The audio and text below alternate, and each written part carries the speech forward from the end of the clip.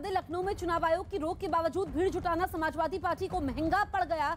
इस मामले में प्रशासन ने पार्टी के 2500 नेताओं और कार्यकर्ताओं पर केस दर्ज कर जांच पड़ताल शुरू कर दी है, जिस पर यूपी में सियासी पारा चढ़ गया। लखनऊ में अखिलेश यादव के कार्यक्रम में चुनाव आयोग की गाइडलाइंस के उल्लंघन पर चुनाव आयोग ने सख्ती दिखाते हुए गौतमपल्ली थाने के इंस्पेक्टर को सस्पेंड कर दिया है। साथ ही एसीपी और एसडीएम से चुनाव आयोग ने जवाब मांगा है। शुक्रवार को समाजवादी पार्टी दफ्तर पर मेंबरशिप ग्रहण समारोह का आयोजन था। इस दौरान कोविड प्रोटोकॉल और धारा 144 का खुला उल्लंघन किया गया। हजारों की भीड़ जुटी थी। कोरोना की वजह से राजनीतिक रैलियों पर रोक लगी है, लिहाजा ये तस्वीरें सामने आते ही प्रशासन एक्शन में आ गया। इस आयोजन की जानकारी होने पर चुनाव आयोग ने काफी सख्त रुख अपनाया है। कोरोना नियम तोड़ने के मामले में अखिलेश और स्वामी प्रसाद मौर्य समेत 2500 लोगों पर एफआईआर दर्ज हुई थी।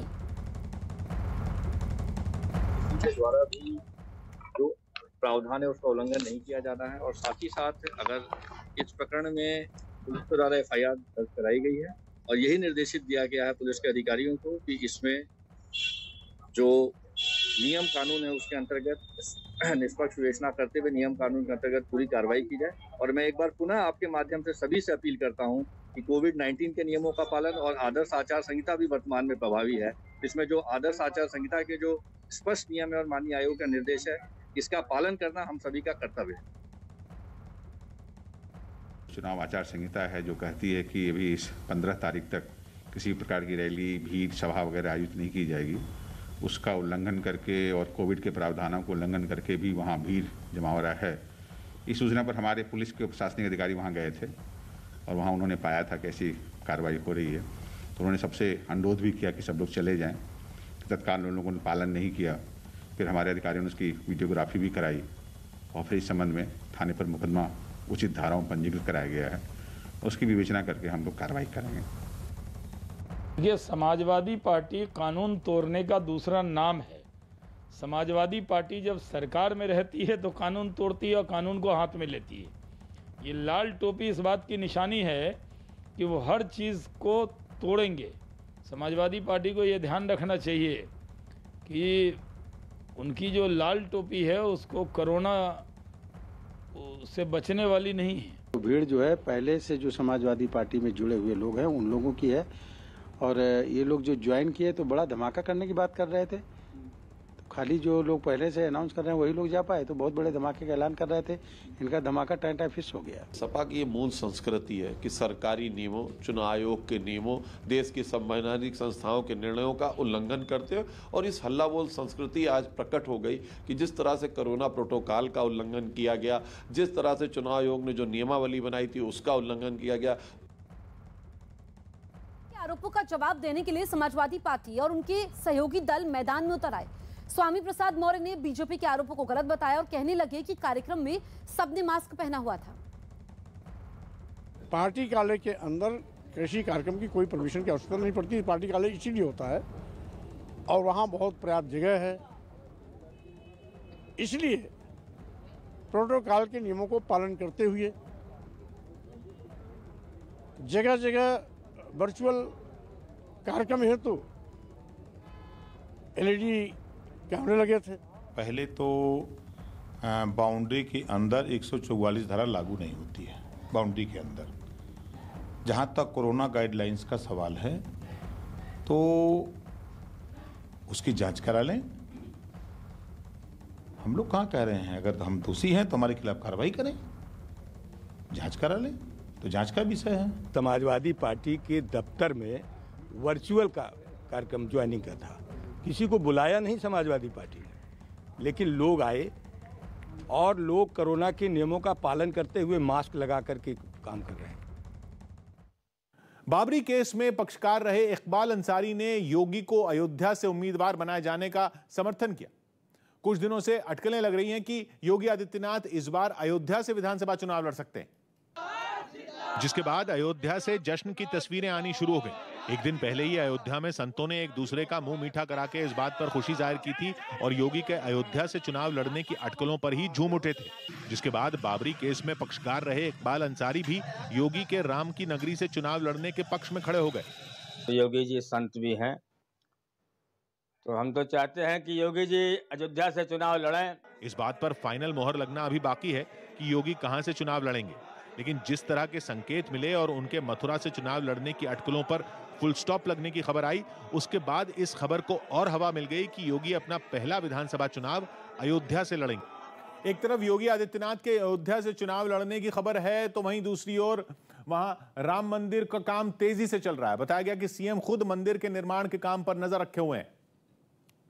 मुख्यमंत्री योगी आदित्यनाथ अपने मुख्यमंत्री काल में यहाँ पर 42 दौरे कर चुके हैं, यानी 42 दौरे किए हैं। वो खुद समय समय पर यहाँ पर आकर रामलला के यहाँ पर दर्शन करते थे। दिल्ली के मंगोलपुरी इलाके में जूते की एक फैक्ट्री में भीषण आग लग गई, जिससे वहां अफरा तफरी का माहौल बन गया। हादसे की वजह का तो पता नहीं चल पाया, लेकिन देखते ही देखते आग ने पूरी फैक्ट्री को अपनी चपेट में ले लिया। उसकी लपटें सभी खिड़कियों और छत के ऊपर से उठने लगी, साथ ही धुएं का गुबार तेजी से फैलने लगा। जिस फैक्ट्री में यह हादसा हुआ, उसके आसपास कई दूसरी इमारतें भी थी, जिनमें आग के फैलने का खतरा मंडराने लगा। हालांकि खबर मिलते ही दमकल की कई गाड़ियां वहां पहुंच गई, जिसके बाद विभाग के कर्मचारी बिना देरी किए आग बुझाने में जुट गए।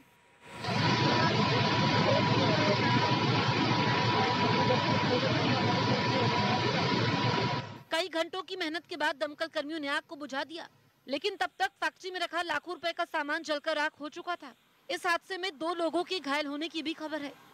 दुबई इंटरनेशनल एयरपोर्ट से भारत आ रहे 2 विमानों की रनवे पर टक्कर होते बची और सैकड़ों लोगों की जान बाल बाल बच गई। दोनों बोइंग 777 विमान एमिरेट्स एयरलाइंस के थे, जिनमें पहली फ्लाइट दुबई से हैदराबाद जा रही थी। दूसरे प्लेन को दुबई से यात्रियों को लेकर बेंगलुरु में एयरपोर्ट पर उतरना था। बताया गया कि दोनों उड़ानों में सिर्फ 5 मिनट का अंतर था, लेकिन दोनों विमान टेक ऑफ करने के लिए एक साथ एक ही रनवे पर आ गए। हैदराबाद जा रहे प्लेन को रात 9:45 बजे उड़ान भरनी थी। वक्त होते ही वो टेक ऑफ करने के लिए रनवे पर दौड़ पड़ा।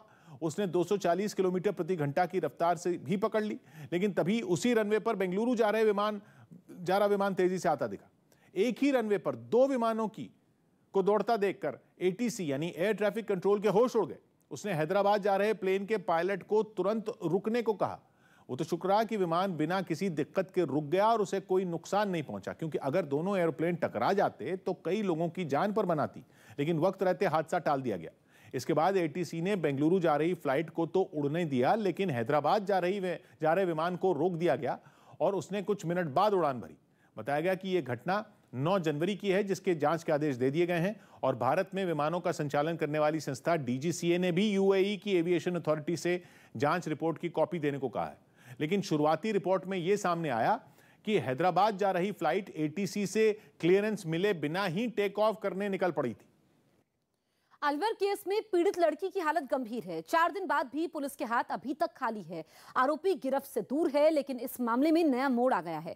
राजस्थान के अलवर में पुलिस ने नाबालिग लड़की की मेडिकल रिपोर्ट में रेप की पुष्टि से इंकार कर दिया है। पुलिस ने डॉक्टरों की मेडिकल रिपोर्ट के आधार पर इसे बलात्कार नहीं माना है।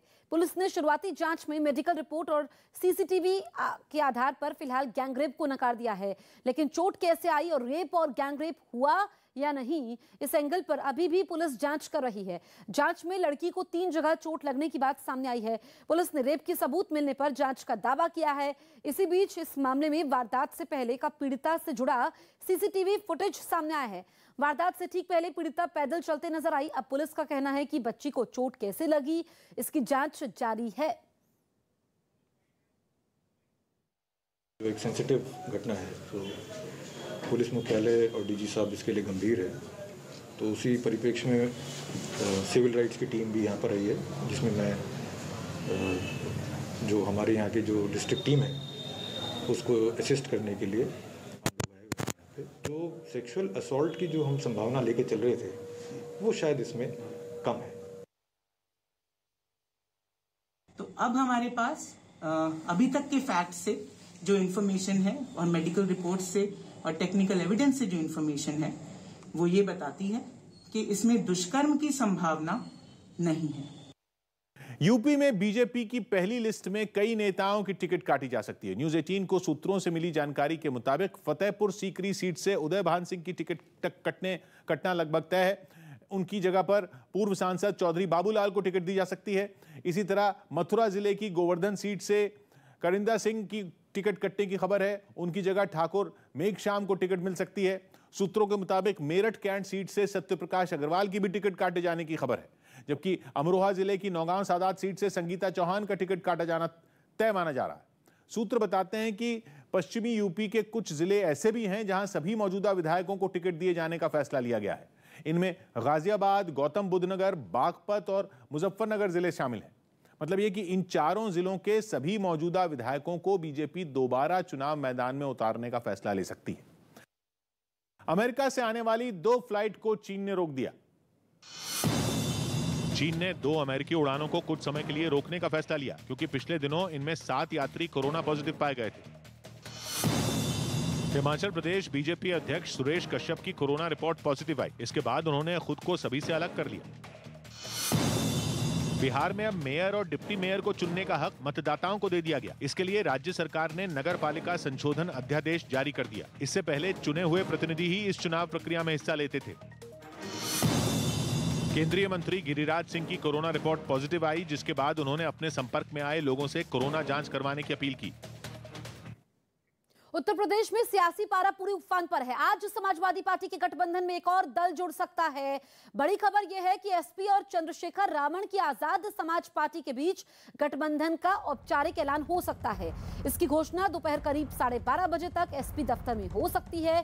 शुक्रवार को चंद्रशेखर आजाद ने अखिलेश यादव से मुलाकात की थी। आजाद समाज पार्टी का आधार मुख्य तौर पर पश्चिमी उत्तर प्रदेश में है। एसपी का उत्तर प्रदेश चुनाव में अब तक 8 दलों से गठबंधन का ऐलान भी हो चुका है।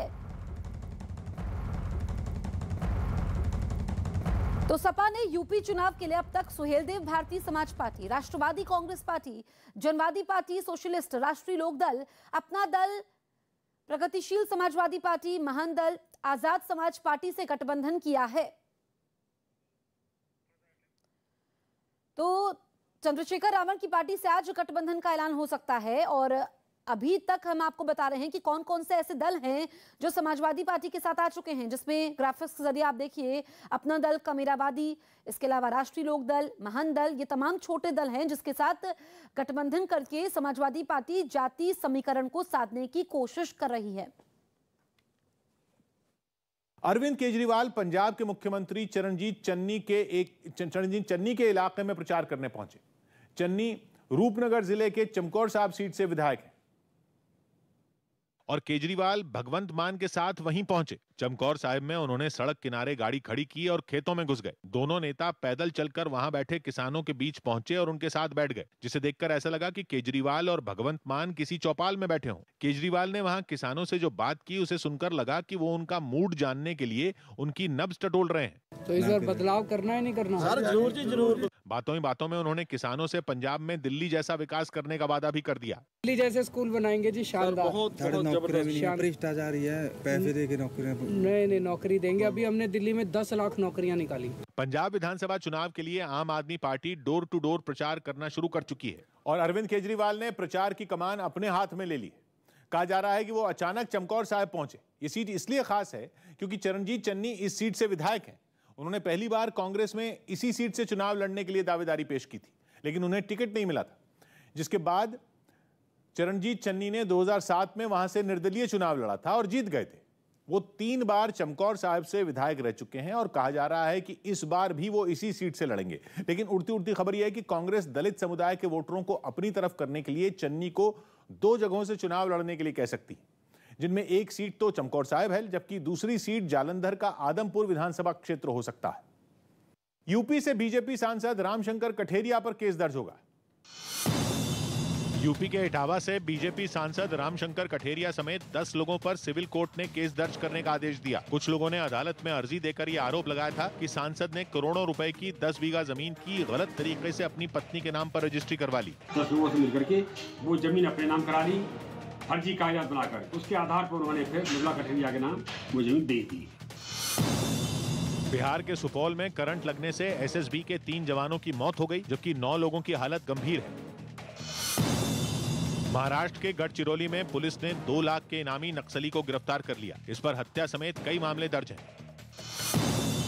हिमाचल प्रदेश के जोगिंदरनगर इलाके में सेना के एक हेलीकॉप्टर की इमरजेंसी लैंडिंग करवानी पड़ी। बताया गया कि इस हेलीकॉप्टर में तकनीकी खराबी आ गई। हालांकि फिर इस खराबी को सुधार कर हेलीकॉप्टर फिर रवाना कर दिया गया।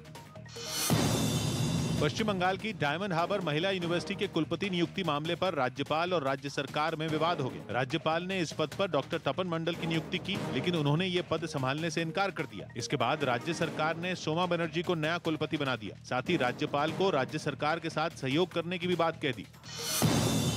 अकाली दल ने चुनाव आयोग को एक चिट्ठी लिखी, जिसमें उसने चुनावी रैलियों पर पूरी तरह रोक लगाने के फैसले पर दोबारा विचार करने की अपील की। उत्तर प्रदेश की हाथरस की सादाबाद सीट से बीएसपी विधायक और पूर्व मंत्री रामवीर उपाध्याय ने पार्टी से इस्तीफा दे दिया। रामवीर 2019 से पार्टी से निलंबित। माना जा रहा है कि वो बीजेपी के टिकट पर चुनाव लड़ सकते हैं। राजस्थान में कोरोना संकट की वजह से वीकेंड कर्फ्यू लागू कर दिया गया, जिसे सरकार ने जन अनुशासन कर्फ्यू नाम दिया। ये कर्फ्यू 30 जनवरी तक हर हफ्ते ऐसे ही लगेगा, यानी शुक्रवार रात 11 बजे से शुरू होकर सोमवार सुबह 5 बजे तक कर्फ्यू लागू रहेगा। बीजेपी नेता और पद्मश्री से सम्मानित नाटककार दया प्रकाश सिन्हा के बयान पर जेडीयू बीजेपी के बीच तकरार बढ़ गई। कुछ रोज पहले दया प्रकाश सिन्हा ने सम्राट अशोक की तुलना औरंगजेब से की थी, जिस पर जेडीयू ने आपत्ति जताई। अशोक सम्राट के विषय में तथ्य को ठीक से नहीं रखा गया है और इसलिए इस पर टिप्पणियां हो रही। इस मामले में एक दिन पहले बिहार बीजेपी के प्रदेश अध्यक्ष संजय जायसवाल ने दया प्रकाश सिन्हा पर केस तक दर्ज करवा दिया था, जिसे जेडीयू ने दिखावा करार दिया। जिसके बाद बीजेपी ने जेडीयू पर पलटवार करने में देर नहीं की। आपके पास गृह मंत्रालय है और आप जो है अब उनको गिरफ्तार कीजिए और भस्मासुरी प्रवृत्ति को छोड़िए। कांग्रेस की महासचिव प्रियंका गांधी ने पंजा लड़ाकर उत्तर प्रदेश विधानसभा चुनाव जीतने का प्लान तैयार किया है, जिसके तहत राज्य के युवा वोटरों को लुभाने के लिए कांग्रेस पीपीएल यानी पंजाब प्रीमियर लीग का आयोजन करेगी। ऐसा इसलिए क्योंकि पंजा लड़ाने का खेल भारतीय संस्कृति में बहुत पुराना है और ग्रामीण इलाकों में ये लोकप्रिय भी है। यही वजह है कि युवाओं के बीच पार्टी के चुनाव चिन्ह पंजे को लोकप्रिय बनाने के लिए कांग्रेस पंजाब प्रीमियर लीग शुरू कर रही है। यही नहीं, इसे धार देने के लिए बॉक्सर विजेंद्र और उनके जैसे दूसरे लोग भी इसमें शामिल किए जाएंगे, जिनके पंजा लड़ाने का वीडियो सोशल मीडिया के जरिए प्रचार के लिए इस्तेमाल किया जाएगा। इससे पहले कांग्रेस महिला वोटरों को लुभाने के लिए लड़की हूं लड़ सकती हूं नाम से एक कैंपेन शुरू कर चुकी है। उत्तर प्रदेश विधानसभा चुनाव में टिकट नहीं मिलने पर बीएसपी नेता अरशद राणा बिलक बिलक कर रो पड़े। उन्होंने पार्टी के कुछ नेताओं पर टिकट देने के नाम पर 67 लाख रुपए हड़पने का आरोप लगा दिया। अरशद राणा का आरोप है कि चुनाव से पहले उनसे मुजफ्फरनगर की चरथावल सीट से टिकट देने का वादा किया गया था और अब पार्टी ने टिकट देने से ही इनकार कर दिया। टिकट नहीं मिलने से दुखी अरशद राणा का एक वीडियो भी सामने आया, जिसमें वो अपने दिल का दर्द बयां करते हुए बिलक बिलक कर रोते दिखाई दिए। इन्होंने मेरा तमाशा बना दिया, मैंने तो कभी इस तरह सोचा नहीं था। उन्होंने आरोप लगाया कि पिछले काफी समय से वो पार्टी के कहने पर ही विधानसभा चुनाव की तैयारी कर रहे थे, लेकिन उनका आरोप है कि ऐन वक्त पर ही पार्टी ने उनसे किनारा कर लिया और उनकी जगह किसी और को टिकट थमा दिया। मुझे अंदर बिठा के यूं कहते हैं कि बस तेरी जगह अब किसी और को चुनाव लड़ा रहे, सब कुछ मैं कर रहा हूँ सर, उसके बाद भी मेरे साथ ऐसा कर रहे हैं। कैमरे पर अपना दुखड़ा सुनाते हुए अरशद राणा कई बार रो पड़े। उन्होंने ये भी आरोप लगाया कि उनसे टिकट देने के नाम पर 67 लाख रुपए तक वसूले गए, जिसकी उन्होंने थाने में रिपोर्ट तक दर्ज करा दी। घोषणा करने के बाद भी सम्मानित साथियों, इन्होंने मुझे बिल्कुल फुटपाथ पे ला दिया। मेरा पैसा वापस करते, मुझे कहते तुझे चुनाव नहीं लड़ा रहे, कोई बात नहीं। यही नहीं, पैसे नहीं मिलने पर अरशद राणा ने आत्मदाह की धमकी भी दी। हालांकि अभी तक इस मामले में बीएसपी की तरफ से कोई प्रतिक्रिया नहीं आई है। विधानसभा चुनाव से जुड़ी बड़ी खबर आ रही है। विधानसभा चुनाव में रैलियों पर पाबंदी जारी रह सकती है। रैलियों पर रोक चुनाव आयोग बढ़ा सकता है। सूत्रों के मुताबिक इस मुद्दे पर बैठक हुई और इसे अगले कुछ दिनों तक बढ़ाया जा सकता है, क्योंकि कोरोना केस में अभी बढ़ोतरी हो रही है। इसमें कोई कमी नहीं आई है। फिलहाल ये रोक अभी आज तक के लिए है। अगला आदेश आज जारी हो सकता है, जबकि कुछ राजनीतिक दल रैलियों में छूट की मांग कर रहे हैं। दिल्ली पुलिस ने गाजीपुर मंडी के पास एक लावारिस बैग से मिले बम को डिफ्यूज कर गणतंत्र दिवस से पहले दिल्ली को दहलाने की बड़ी साजिश नाकाम कर दी। यह घटना तब हुई जब सुबह करीब 10:15 बजे पुलिस को फूल मंडी के पास एक लावारिस बैग होने की जानकारी मिली। लेकिन पुलिस के हाथ पांव तब भूल गए जब बैग में उन्हें एक ताकतवर बम मिला, जिसे एक बड़े गड्ढे में डालकर और फिर उसमें धमाका कराकर उसे खत्म किया गया। बम की ताकत का अंदाजा इसी बात से लगाया जा सकता है कि गड्ढे में दबाने के बाद भी धमाके की वजह से वहां धुएं का गुबार छा गया। धमाके की आवाज सुनकर आसपास के लोग सहम गए। हालांकि इससे पहले बम को बैग में ही नाकाम करने की कोशिश की गई। बॉम्ब स्क्वाड की एक टीम उस बम को निष्क्रिय करने के लिए काफी देर तक मेहनत भी करती रही, लेकिन उसे काफी कोशिश के बाद भी कामयाबी नहीं मिली। इस समय हम गाजीपुर फूल मंडी के ठीक सामने है, जहां पर एक लावारिस बैग के अंदर बॉम्ब मिला है। बॉम्ब स्क्वाड को यह डर था कि निष्क्रिय किए जाने के दौरान बम कहीं बैग में ही न फट जाए, और इसी डर से दिल्ली पुलिस के साथ एनएसजी की टीम ने पूरी सावधानी बरती और सबसे पहले फूल मंडी समेत आसपास के इलाके को खाली करा लिया। और इसके बाद अधिकारियों ने उसे एक गड्ढे में दबाकर डिफ्यूज करने का फैसला लिया। इसके बाद फौरन पास में ही एक बड़ा गड्ढा खोदा गया और फिर धमाका कराकर बम को नाकाम कर दिया गया। जहां धुआं उठ रहा है वहीं पर जिस गड्ढे को हमने दिखाया था, इसी गड्ढे पर अभी बड़ा भयंकर धमाका हुआ है। इस ऑपरेशन के दौरान पुलिस ने आसपास के इलाके की घेराबंदी कर दी ताकि किसी को भी कोई नुकसान न पहुंचे। इस दौरान न्यूज 18 की टीम ने फूल मंडी में काम करने वाले कुछ लोगों से बातचीत की, जिनमें एक आदमी ने बताया कि बम वाला बैग एक स्कूटर पर रखा हुआ था। पर सीट पे ही रख दिया किसी ने। अच्छा, सीट पे रख दिया। वो जा रहा था तो ये किसका बैग है, उसने उठा के एक साइड में रख दिया। फिलहाल सुरक्षा एजेंसियां पूरे मामले की जांच में जुटी हैं और साजिश से जुड़े लोगों को पकड़ने के लिए आसपास के इलाके की सीसीटीवी फुटेज खंगाली जा रही है, ताकि गणतंत्र दिवस से पहले दिल्ली को दहलाने की पूरी साजिश का पर्दाफाश किया जा सके। शुरुआती जांच में जो बातें सामने आई उसके मुताबिक गाजीपुर फूल मंडी के गेट नंबर 1 के ठीक बाहर जिस जगह बम प्लांट किया गया था उसकी पहले रेकी की गई थी। जिस जगह बम रखा गया वहां एक सीसीटीवी कैमरा भी लगा है, लेकिन कैमरे का फोकस बम रखने वाली जगह पर नहीं था। मतलब साफ है कि बम प्लांट करने वाला शख्स उस जगह से पहले से ही वाकिफ था और उसने बड़ी चालाकी से बम को उसी जगह पर रखा जहां से उसका चेहरा कैमरे में कैद ना हो सके। शुरुआती तफ्तीश में जांच एजेंसियों को शक है कि धमाके के लिए अमोनियम नाइट्रेट या फिर आरडीएक्स का इस्तेमाल किया गया, जिसकी मात्रा 2 से 3 किलो तक हो सकती है, जो एक बड़े इलाके में तबाही मचाने के लिए काफी है। इसके अलावा जांच में यह भी बात पता चली कि विस्फोटक में आईईडी के अलावा टाइमर भी सेट किया गया था। मतलब यह कि गाजीपुर फूल मंडी को निशाना बनाने की पूरी तैयारी की गई थी, लेकिन वक्त रहते इस साजिश को नाकाम कर दिया गया। 1 फरवरी को सरकार बजट पेश करेगी। संसद में बजट सत्र के पहले हिस्से की शुरुआत 31 जनवरी से होगी। ये सत्र 11 फरवरी तक चलेगा। इस दौरान 1 फरवरी को बजट पेश किया जाएगा। इसके बाद बजट सत्र का दूसरा हिस्सा 14 मार्च से 8 अप्रैल तक होगा। मध्य प्रदेश में कोरोना संकट को देखते हुए 31 जनवरी तक सभी स्कूल बंद कर दिए गए। इसके अलावा सभी राजनीतिक और धार्मिक सभाओं पर भी रोक लगा दी गई। मुंबई पुलिस ने एक बिल्डर को धमकी देने के आरोपी को बेंगलुरु से गिरफ्तार कर लिया। बिल्डर का आरोप है कि उससे रवि पुजारी के नाम पर 2 करोड़ रुपए मांगे गए थे।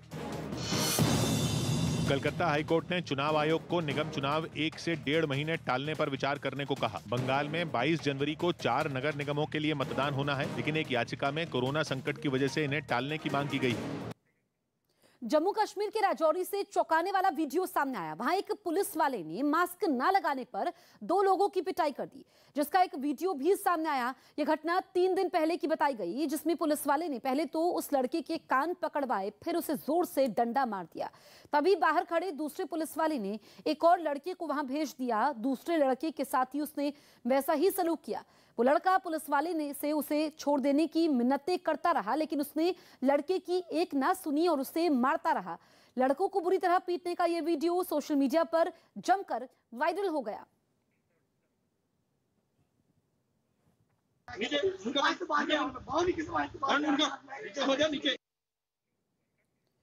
एक तरफ जहां दुनिया के ज्यादातर देश भीषण सर्दी का सामना कर रहे हैं, तो वहीं दक्षिण अमेरिकी देश अर्जेंटीना में गर्मी और लू ने लोगों का जीना दूभर कर रखा है। राजधानी ब्यूनस आयर्स में तो पारा 40 डिग्री के भी पार चला गया है, जिसकी वजह से वहां के लोग बेहाल हो गए हैं। पारा बढ़ा तो लोग गर्मी से बचने की तरकीबें भी ढूंढने लगे। वहां के एक वाटर पार्क में लोगों की भीड़ उमड़ पड़ी। क्या बच्चे और क्या बड़े, सभी पानी में नहाकर खुद को ठंडा रखने की कोशिश करते दिखाई दिए। इसी तरह समंदर, नदी और झीलों के किनारे भी लोगों की भीड़ नजर आई। भीषण गर्मी की वजह से शहर की सड़कों पर भी सन्नाटा पसरा दिखाई दिया। ब्राजील के मिनस जेराइस से एक डरा देने वाला वीडियो सामने आया। वहां पहाड़ खिसकने की वजह से कई मकान तबाह हो गए। बताया गया कि जिस जगह यह घटना हुई वहां प्रशासन पहले ही सभी मकानों को खाली करवा चुका था। इसलिए बड़ा हादसा होने से तो बच गया, लेकिन पहाड़ के मलबे की चपेट में आने से वहां बने कुछ मकान नहीं बच सके। शुरुआत में पहाड़ से थोड़ी थोड़ी मिट्टी गिरती नजर आई और फिर चंद पलों के भीतर पहाड़ का एक बड़ा हिस्सा भरभरा कर सड़क पर गिर गया। इसके बाद वहां चारों ओर धुएं का गुबार फैल गया। बताया गया कि जिस जगह ये पहाड़ गिरा वहां पर एक पुरानी हवेली और एक गोदाम था जो कि 18वीं शताब्दी में बनाए गए थे। पहाड़ खिसकने की वजह से वहां की सड़क भी कई घंटों तक बंद रही और मलबा हटाए जाने के बाद ही ट्रैफिक के लिए उसे खोला जा सका। तीसरे टेस्ट में भारत की शर्मनाक हार हुई। टीम इंडिया को तीसरे टेस्ट मैच में भी हार का सामना करना पड़ा। उसे दक्षिण अफ्रीका ने 7 विकेट से शिकस्त दी और ये सीरीज 2-1 से अपने नाम कर ली। उत्तराखंड के सीएम पुष्कर सिंह धामी ने ऐलान किया कि वो खटीमा विधानसभा सीट से ही चुनाव लड़ेंगे। वो अब भी इसी सीट से विधायक हैं। बैडमिंटन खिलाड़ी पीवी सिंधु इंडिया ओपन के सेमीफाइनल में पहुंच गईं। उन्होंने क्वार्टर फाइनल में 21 साल की अश्मिता को 21-7 और 21-18 से शिकस्त दी। गुजरात के राजकोट में मकर संक्रांति के मौके पर स्वामीनारायण मंदिर को रंग बिरंगी पतंगों से सजाया गया। वेस्टइंडीज में शुरू हुए अंडर 19 क्रिकेट वर्ल्ड कप में भारत का मुकाबला शाम 6:30 बजे दक्षिण अफ्रीका से होगा। झारखंड के बोकारो से एक हैरान करने वाला मामला सामने आया। वहां एक आदमी ने कोरोना वैक्सीन की एक डोज लगने के बाद अपनी बीमारी दूर होने का दावा किया। बताया गया कि 55 साल का यह आदमी 4 साल पहले हुए एक सड़क हादसे के बाद से ही बिस्तर पर था और वो चलना फिरना तो दूर, वो ठीक से बात भी नहीं कर पाता था। लेकिन कोविशील्ड की एक डोज लगने के बाद उसने अपनी सेहत में सुधार का दावा किया। 6 तारीख के ले लिया सुबह, तब से बदन भी फुर्ती आने लगे। गंभीर रूप से बीमार इस आदमी पर कोरोना वैक्सीन के ऐसे असर से डॉक्टर भी हैरान रह गए। जो बोल नहीं सकता था वो बोलने लगा, जो हिल नहीं सकता था उठ के बैठ गया। महाराष्ट्र साइबर सेल ने बूस्टर डोज की रजिस्ट्रेशन के नाम पर लोगों को लूटने की फिराक में बैठे ठगों की साजिश का पर्दाफाश किया।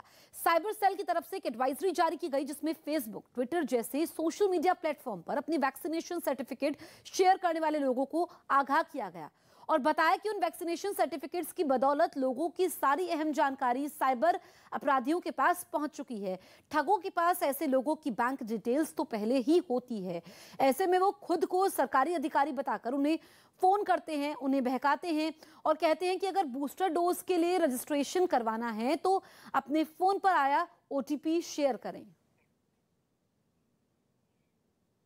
OTP जैसे ही वो डालते हैं वैसे वो जो विक्टिम रहते हैं, विक्टिम का पैसा पूरा का पूरा क्रिमिनल के पास चला जाता है। साइबर एक्सपर्ट ने न्यूज 18 को बताया कि OTP जनरेट कैसे होते हैं। कई ऐसे सॉफ्टवेयर हैं जिनके जरिए लोगों के फोन पर OTP भेजे जाते हैं। अगर मेरा विक्टिम का नंबर ये है तो मैं यहाँ पे उस काउंट डाल दूंगा और उसको बोलूंगा कि ठीक है मेरे को 10 या फिर 2 OTP या 3 OTP या एक ही OTP जितने भी हो सकते हैं वो जनरेट कर सकता है। इसी वजह से महाराष्ट्र साइबर सेल ने लोगों से आगाह रहने को कहा है। वो आपके अकाउंट से एक ऐसे अननोन बैंक अकाउंट में ट्रांजैक्शन होता है जो कि कुछ समय के बाद इस्तेमाल के बाद ब्लॉक कर दिया जाता है। फिलहाल महाराष्ट्र साइबर सेल के पास वर्धा, बीड, अहमदनगर जैसे जिलों से इस तरह के मामले सामने आए हैं। लखनऊ में समाजवादी पार्टी के कार्यालय में हुए कार्यक्रम के बाद पार्टी के खिलाफ FIR दर्ज हो गई। पार्टी पर धारा 144 और महामारी एक्ट के उल्लंघन का आरोप लगा। समाजवादी पार्टी ने इस कार्यक्रम को वर्चुअल रैली कहा था जिसमें स्वामी प्रसाद मौर्य समेत कई नेता पार्टी में शामिल होने वाले थे। लेकिन जब समाजवादी पार्टी की यह वर्चुअल रैली शुरू हुई तो इसे देखकर कहीं से नहीं लगा कि यह वर्चुअल रैली है, क्योंकि न मंच पर मौजूद नेताओं को और न ही मंच के सामने मौजूद लोगों को कोई नियम याद रहा। अखिलेश यादव जब मंच पर पहुंचे तब तो उनके चेहरे पर मास्क था, लेकिन थोड़ी ही देर बाद उन्होंने उसे निकालकर अपनी जेब में डाल लिया। यही नहीं, स्वामी प्रसाद मौर्य का मास्क भी चेहरे पर नहीं दिखा। उन्होंने भी उसे शोपीस बनाकर रखा। रही बात पास खड़े बाकी नेताओं की, तो उनमें भी इक्का दुक्का नहीं मास्क लगाया था। ये सभी नेता इसी तरह बिना मास्क के हाथ में हाथ डालकर जनता के सामने शक्ति प्रदर्शन करते रहे। समाजवादी पार्टी की इस रैली में मंच पर बड़े बड़े शब्दों में वर्चुअल रैली लिखा दिखा, लेकिन रैली में जो भीड़ उमड़ी उसे देखकर लगा कि ये कोई आम चुनावी सभा है, क्योंकि लोगों के बीच तिल रखने तक की जगह नहीं दिखी। मतलब मास्क के अलावा 2 गज की दूरी का नियम भी खुलेआम टूटा, जिसकी वजह से इस कार्यक्रम के बाद समाजवादी पार्टी पर FIR दर्ज हो गई और उस पर धारा 144 तोड़ने और महामारी एक्ट के तहत केस दर्ज किया गया। इससे पहले जिला प्रशासन की टीम ने समाजवादी पार्टी के दफ्तर का मुआयना किया था, जिसके बाद DM ने कहा था कि नियमों के हिसाब से कार्रवाई होगी। खबर है कि निर्देशों का उल्लंघन होने पर चुनाव आयोग सख्त है और इस मामले में अखिलेश यादव को नोटिस जारी किया जा सकता है। कोरोना की वजह से चुनाव आयोग ने 15 जनवरी तक रैलियों पर रोक लगाई हुई है, लेकिन समाजवादी पार्टी ने लखनऊ में जो कार्यक्रम किया उसमें कोरोना से जुड़े नियमों का मजाक बनता दिखा, जिस पर चुनाव आयोग सख्त दिख रहा है। वहीं जैसे ही समाजवादी पार्टी पर केस दर्ज हुआ, वो बीजेपी के निशाने पर आ गई और उसने कोरोना नियम तोड़ने पर समाजवादी पार्टी को घेर लिया। ये लाल टोपी इस बात की निशानी है कि वो हर चीज को तोड़ेंगे। लेकिन स्वामी प्रसाद मौर्य ने इस आरोप को गलत ठहराया और कहने लगे कि कार्यक्रम में सबने मास्क पहना था। सभी मास्क लगाए थे, मैं स्वयं मास्क लगाया था। कोरोना के खतरे की वजह से चुनाव आयोग ने वर्चुअल प्रचार करने की इजाजत दी थी और सामान्य जनसभाओं और रैलियों पर रोक लगाई थी। 8 जनवरी को जब चुनाव की तारीखों का ऐलान किया गया था, उसी समय चुनाव आयोग ने 15 जनवरी तक रैलियों, जनसभाओं और रोड शो पर पाबंदी लगा दी थी। चुनाव आयोग ने पार्टियों को घर घर जाकर प्रचार करने की अनुमति दी थी, लेकिन इसमें भी केवल 5 लोगों की संख्या की पाबंदी थी। खबर है कि कोरोना के खतरे की वजह से चुनाव आयोग इस सख्ती को और बढ़ाने के बारे में सोच रहा है, क्योंकि जिस समय से नियम लागू हुए थे उसके बाद से ही कोरोना केस बढ़ गए हैं और इसीलिए चुनाव आयोग इन पाबंदियों को और बढ़ा सकता है। इससे पहले बीजेपी से इस्तीफा दे चुके स्वामी प्रसाद मौर्य ने इसी कार्यक्रम में समाजवादी पार्टी का दामन थाम लिया। उनके साथ उनके कई समर्थकों ने भी समाजवादी पार्टी ज्वाइन की। स्वामी प्रसाद मौर्य ने बीजेपी पर उनकी अनदेखी करने का आरोप लगाया था और पार्टी छोड़ दी थी, जिसके कुछ दिन बाद ही वो और उनके समर्थक साइकिल पर सवार हो गए। लखनऊ में समाजवादी पार्टी के कार्यक्रम में अखिलेश यादव ने स्वामी प्रसाद मौर्य का लाल पगड़ी पहनाकर स्वागत किया। उनके समर्थक और योगी सरकार में मंत्री रह चुके धर्म सिंह सैनी का भी इसी अंदाज में स्वागत हुआ। बीजेपी छोड़कर आए बाकी विधायकों का भी मंच पर सम्मान किया गया, जिसके बाद स्वामी प्रसाद मौर्य ने जो भाषण दिया उसमें वो बीजेपी पर खुलकर बरसे। हम लोगों के इस्तीफा देने के बाद उनकी नींद हराम हो गई है। यही नहीं, उन्होंने योगी आदित्यनाथ के जीत के 80 और 20 वाले फॉर्मूले के जवाब में एक नया फॉर्मूला दे डाला। 80-20 नहीं, अब तो होगा 15 और 85 का। स्वामी प्रसाद मौर्य योगी सरकार में कैबिनेट मंत्री थे और कहा जा रहा है कि वो अपने करीबियों को टिकट नहीं दिए जाने से नाराज थे और इसीलिए उन्होंने इस्तीफा दिया था। वैसे इस्तीफा देने के बाद उन्होंने तुरंत ये ऐलान नहीं किया था कि वो अखिलेश के साथ जाने वाले हैं, लेकिन अखिलेश ने अपने एक ट्वीट में ये बात जाहिर कर दी थी। और जब स्वामी प्रसाद मौर्य औपचारिक तौर से समाजवादी पार्टी के हो गए तो उन्होंने ताल ठोककर यह दावा कर दिया कि अब की बार यूपी में उनकी सरकार बनने जा रही है। तो अब भारतीय जनता पार्टी का सफाया होना तय है, अब कोई रोक नहीं सकता। लेकिन बीजेपी ने दिखाया कि स्वामी प्रसाद मौर्य या उनके समर्थकों के जाने से पार्टी पर कोई फर्क नहीं पड़ेगा, क्योंकि उन्होंने हार के डर से पार्टी छोड़ी। तो ये जो है एमएलए बने रहना चाहते हैं, इसलिए कहीं से भी एमएलए बने रहना जरूरी, इसलिए समाजवादी पार्टी में भाग गए। लखनऊ में जो कार्यक्रम हुआ उसमें बीजेपी के अलावा दूसरी कई पार्टियों के नेता समाजवादी पार्टी में शामिल हुए। तमिलनाडु में पोंगल के त्योहार के दिन होने वाले जल्लीकट्टू के खेल का कोरोना संकट के बीच नियमों के तहत आयोजन किया गया। जल्लीकट्टू खेल के दौरान सांडों और बैलों के सींगों में सिक्कों का थैला फंसाकर उन्हें भीड़ में छोड़ दिया जाता है और लोगों को उन पर काबू पाना होता है, जिसकी कुछ तस्वीरें मदुरई में आयोजित एक कार्यक्रम से सामने आई, जहां एक एक कर बैलों और सांडों को मैदान में छोड़ा गया। जैसे ही वो मैदान में पहुंचे, वहां पहले से मौजूद लोग उन्हें काबू करने के लिए उनके पीछे दौड़ पड़े, लेकिन उन्हें पकड़ना हर किसी के बस की बात नहीं थी। कई खिलाड़ियों ने तो बैलों को काबू करने के लिए पूरी ताकत झोंक दी। इनमें कुछ कामयाब भी हुए।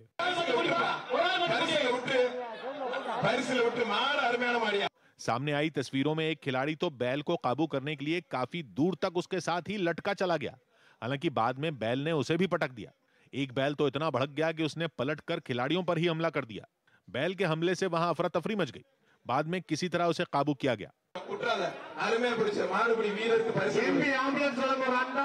कोरोना संकट की वजह से इस बार वहां कड़े नियम लागू किए गए थे और इन नियमों के तहत ही जल्लीकट्टू का आयोजन किया गया। नवंबर के मुकाबले थोक महंगाई दर घट गई।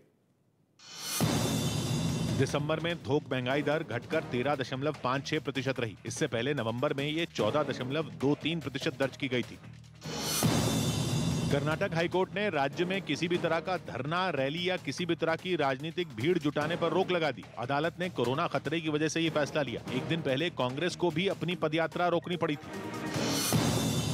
दिल्ली के सीएम अरविंद केजरीवाल ने 100 नई लो फ्लोर एसी बसों को हरी झंडी दिखाई। 100 एसी लो फ्लोर बसेस के इंडक्शन के बाद दिल्ली के अंदर टोटल लगभग 6900 बसेस अब चल रही हैं। कर्नाटक के राज्यपाल थावरचंद गहलोत ने बेंगलुरु के विक्टोरिया अस्पताल में कोरोना वैक्सीन की प्रिकॉशन डोज लगवाई। पीएम मोदी आज स्टार्टअप कारोबारियों के साथ संवाद करेंगे। करीब 10:30 बजे कृषि, स्वास्थ्य, उद्यम, अंतरिक्ष, उद्योग, सुरक्षा, फिनटेक, पर्यावरण समेत कई क्षेत्रों के स्टार्टअप इस बातचीत में हिस्सा लेंगे। स्टार्टअप कारोबारी पीएम के सामने 6 विषयों पर अपनी बात रखेंगे। इस कार्यक्रम में 150 से अधिक स्टार्टअप को 6 ग्रुप में बांटा गया है। इस संवाद का उद्देश्य नए तरीकों पर जोर देकर राष्ट्र की जरूरतों में योगदान देना है। ये कार्यक्रम आजादी के अमृत महोत्सव के तहत हो रहा है। पीएम कार्यक्रम में वर्चुअली शामिल होंगे। भारत में यूनिकॉर्न की संख्या तेजी से बढ़ रही है। ओरियोस वेंचर पार्टनर्स की ओर से जारी रिपोर्ट में कहा गया है कि साल 2021 में भारत में $1 अरब से अधिक मूल्यांकन वाले 46 स्टार्टअप यूनिकॉर्न के हैं। अब देश में कुल 90 यूनिकॉर्न हो गए हैं। अमेरिका और चीन के बाद भारत तीसरा बड़ा यूनिकॉर्न वाला देश बन चुका है। अमेरिका में 487 यूनिकॉर्न है, चीन में 301 यूनिकॉर्न है। भारत के स्टार्टअप ने वर्ष 2021 में $42 अरब की राशि जुटाई, जो एक साल पहले $11.5 अरब रही थी।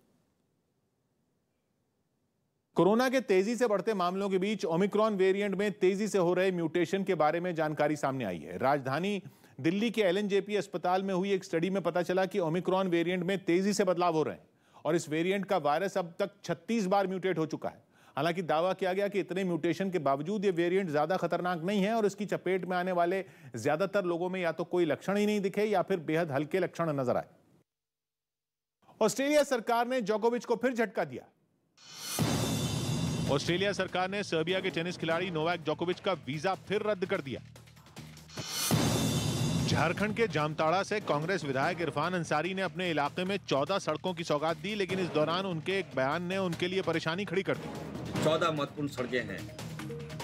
ये फिल्म अदाकारा जो कंगना रनावत है, उनकी गाल से भी चिकनी सड़कें मैं बनाने जा रहा हूँ। बीजेपी ने इस मुद्दे पर विधायक के खिलाफ मोर्चा खोलने में देर नहीं की। उन्होंने विधायक इरफान अंसारी को अपने बयान के लिए माफी मांगने की नसीहत दी। महिला आयोग से भी आवेदन करूंगा, निवेदन करूंगा, इस मामले का संज्ञान लें। दिल्ली के जनपथ मार्केट में सभी दुकानदारों और कर्मचारियों को कोरोना वैक्सीन की दोनों डोज लगाने का काम पूरा हो गया। इस मार्केट में करीब 580 दुकानें हैं, जिनमें दुकानदारों और कर्मचारियों समेत कुल 3000 लोग हैं। ये अभियान पूरा होने के बाद प्रशासन ने वहां सर्टिफिकेट भी दिए। गर्व से कह सकते हैं कि सारे shop owners as well as their workers they are fully vaccinated. Jamiat Ulama Hind ने चुनाव आयोग को एक खत लिखा और अलीगढ़ में 23 जनवरी को होने वाली धर्म संसद पर रोक लगाने की मांग की। बहुत ही खराब भाषाओं का इस्तेमाल किया गया, तो उसको मद्देनजर रखते हुए अलीगढ़ में धर्म संसद भी होनी चाहिए। दिल्ली के इंदिरा गांधी एयरपोर्ट पर नकली नोट की तस्करी के आरोप में एक यात्री को गिरफ्तार कर लिया गया। इस आरोपी के पास से 10 लाख रुपए के नकली नोट और करीब 7 लाख रुपए का सोना मिला। यूपी सरकार में मंत्री सिद्धार्थनाथ सिंह ने बीजेपी का दामन छोड़ने वाले नेताओं पर निशाना साधा। उन्होंने चुनाव से ठीक पहले इस्तीफा दिए जाने पर सवाल उठाए। 5 साल तो मलाई तुम खा रहे थे, 5 साल आपको कोई याद नहीं आई।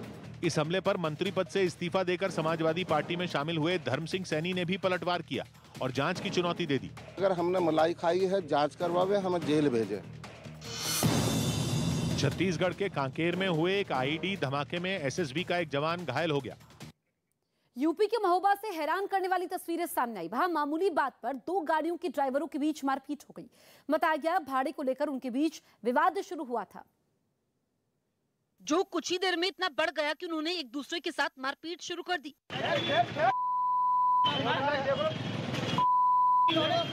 इस बीच वहां मौजूद एक दूसरे ड्राइवर ने बीच बचाव कर उन दोनों को अलग कर दिया, लेकिन बहस के दौरान वो एक बार फिर आपस में भिड़ गए। वहीं कई लोग तमाशबीन भी बने रहे, जिसकी वजह से काफी देर तक वहां इस तरह हंगामा होता रहा। बाद में ये वीडियो सोशल मीडिया पर वायरल हो गया। अफ्रीकी देश ट्यूनीशिया की राजधानी ट्यूनिस में कोरोना पर सरकार की सख्ती के खिलाफ प्रदर्शन हुए। ट्यूनीशिया की क्रांति के 11 साल पूरे होने पर अपने घरों से बाहर निकलने लोग कई जगहों पर पुलिस से भिड़ गए, जिसकी वजह से राजधानी ट्यूनिस की सड़कों पर खूब हंगामा हुआ।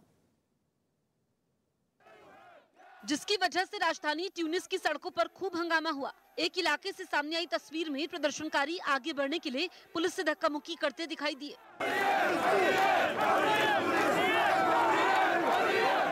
इस हंगामे में कुछ लोग घायल भी हो गए। एक आदमी तो बेहोश होकर जमीन पर गिर गया, जिसके बाद वहां मौजूद लोगों का गुस्सा 7वें आसमान पर पहुंच गया और उन्होंने पुलिस के खिलाफ जमकर नारे लगाने शुरू कर दिए।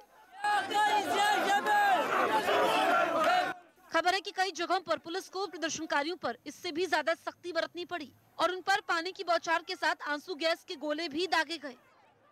नवंबर के मुकाबले थोक महंगाई दर घट गई। दिसंबर में थोक महंगाई दर घटकर 13.56% रही। इससे पहले नवंबर में ये 14.23% दर्ज की गई थी। कर्नाटक हाईकोर्ट ने राज्य में किसी भी तरह का धरना, रैली या किसी भी तरह की राजनीतिक भीड़ जुटाने पर रोक लगा दी। अदालत ने कोरोना खतरे की वजह से ये फैसला लिया। एक दिन पहले कांग्रेस को भी अपनी पदयात्रा रोकनी पड़ी थी। दिल्ली के सीएम अरविंद केजरीवाल ने 100 नई लो फ्लोर एसी बसों को हरी झंडी दिखाई। 100 एसी लो फ्लोर बसेस के इंडक्शन के बाद दिल्ली के अंदर टोटल लगभग 6900 बसेस अब चल रही हैं। कर्नाटक के राज्यपाल थावरचंद गहलोत ने बेंगलुरु के विक्टोरिया अस्पताल में कोरोना वैक्सीन की प्रिकॉशन डोज लगवाई। दिल्ली में वीकेंड कर्फ्यू जारी हो गया है।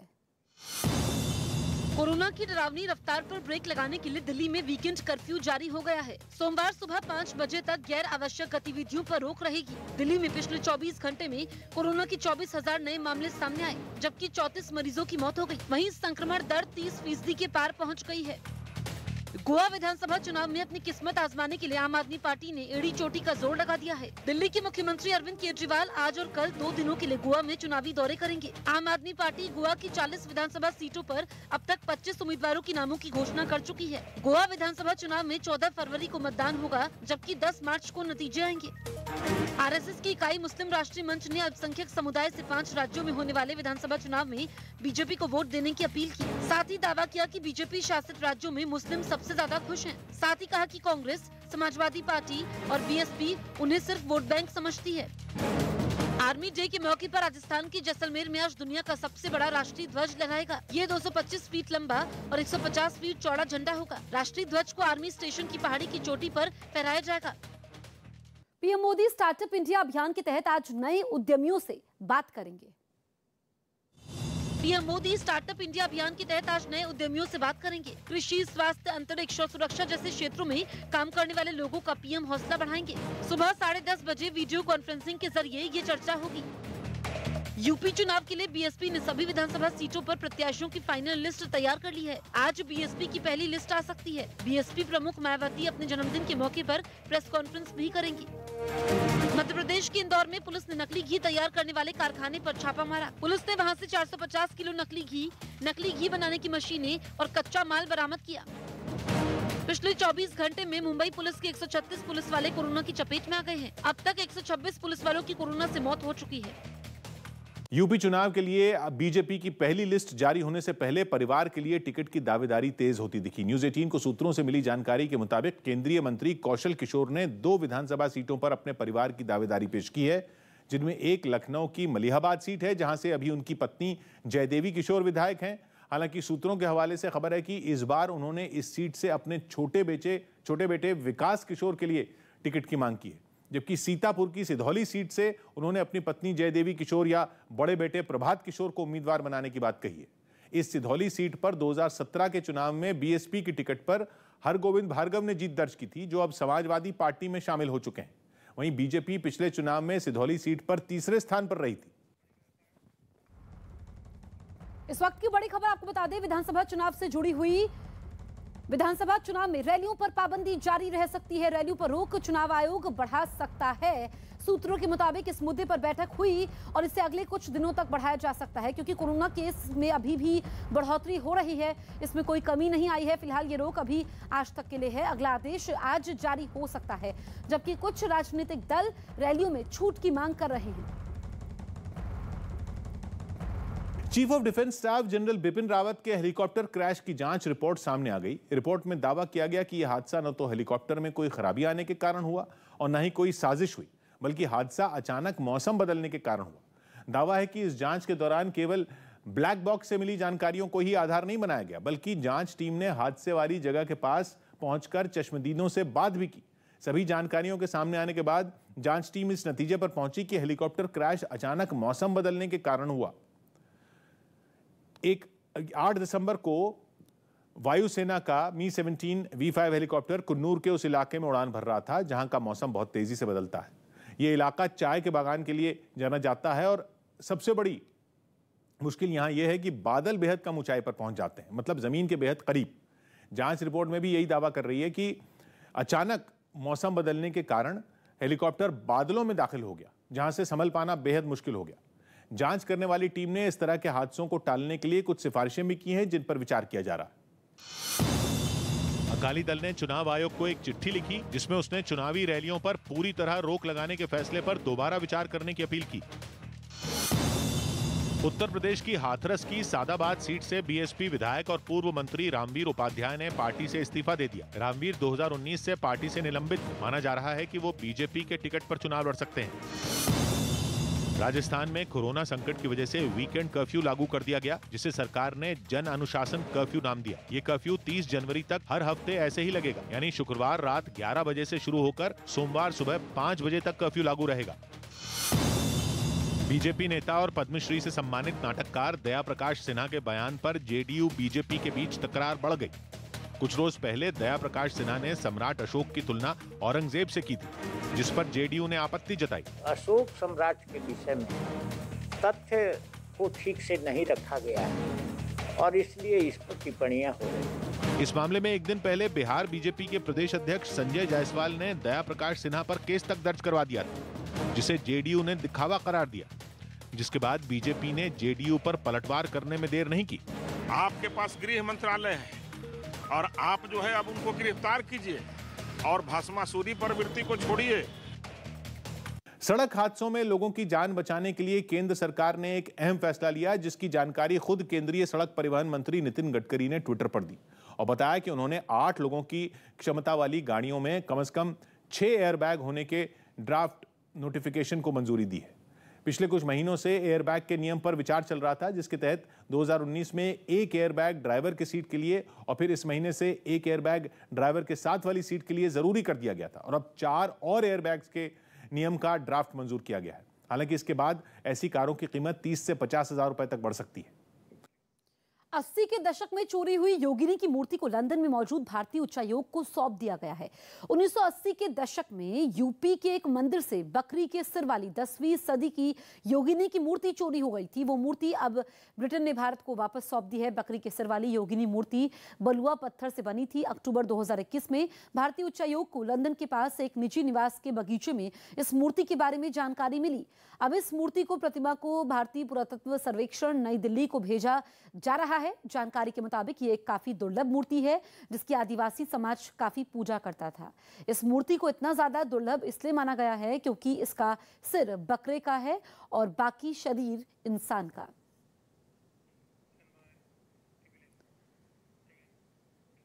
एक तरफ जहां दुनिया के ज्यादातर देश भीषण सर्दी का सामना कर रहे हैं, तो वहीं दक्षिण अमेरिका देश अर्जेंटीना में गर्मी और लू ने लोगों का जीना दूभर कर रखा है।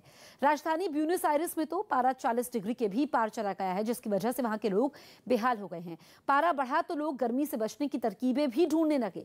वहां के एक वाटर पार्क में लोगों की भीड़ उमड़ पड़ी। क्या बच्चे और क्या बड़े, सभी पानी में नहाकर खुद को ठंडा रखने की कोशिश करते दिखे। इसी तरह समंदर, नदी और झीलों के किनारे भी लोगों की भीड़ नजर आई। भीषण गर्मी की वजह से शहर की सड़कों पर भी सन्नाटा पसरा दिखाई दिया।